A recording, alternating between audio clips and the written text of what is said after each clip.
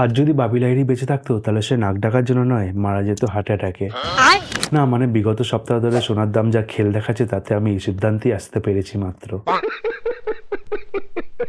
এটা সোনা রূপা নাকি বিটকয়েন তুমি ধরতে পারবে না। হ্যাঁ ধরতে পারবে না। বাপ ঠাকুরদা তো ছেড়ে দাও, ডাইনোসর পর্যন্ত তাদের জীবনকালে সোনার উপর এই উঠাক পাঠাক দেখেছে বলে তো আমার মনে হয় না। সত্যি মানে সেই ছোটবেলা থেকে শুনে আসছে সোনা রূপা হচ্ছে অসময়ের সঙ্গী, এটাকে যত পারো সঞ্চয় করো। কিন্তু এখন মনে হচ্ছে আমার ছেলে মেয়ে হলে তাদেরকে শেখাতে হবে যে কিছু না পেলে বিটকয়েন পর্যন্ত কিনে নাও, কিন্তু সোনা রূপার ছায়াটাও যেন ডিঙো না। না না না, আমি পাগল হইনি আসলে। সকাল সকাল সোনার দামের পাইচারটা দেখে আমি একটু আবেগপ্রবণ হয়ে গেছি মাত্র।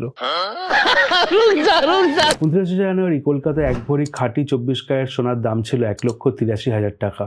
সেটাই মাত্র 3 দিনে প্রায় 30,000 টাকা কমে হয়ে দাঁড়িয়েছে 1,54,000 টাকা। মজা আয়া। এবার আপনিই বলুন, আর যদি বাপি লাহিড়ী বেঁচে থাকতো তাহলে তার হার্ট অ্যাটাক আসতো কিনা। আমি তো ভাবছি তাদের কথা যারা 29 জানুয়ারি ভুল করে সোনা কিনে ফেলেছিল। আসুন আমরা সবাই মিলে তাদের জন্য 2 সেকেন্ডে মৌনব্রত পালন করি।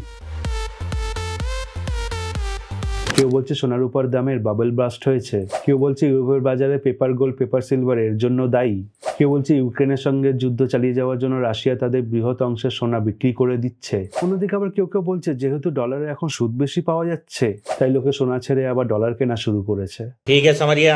তবে কারণ যাই হোক না কেন এতদিন ধরে বাড়তে থাকা সোনার দামে এই ধাক্কা খুব দরকার ছিল সাধারণ মানুষের জন্য। না হলে মানুষ বিয়ে করবে কিভাবে, আর বিয়ে যদি না করে তাহলে চায়নার পর তো দেশ 2য় নম্বরে চলে যাবে, তাই না? तू समझा? हाँ नहीं तू समझा नहीं। আপনার সঙ্গে আমি মাকাল, দেখছিলেন ইউটিউব অন ইউটিউব।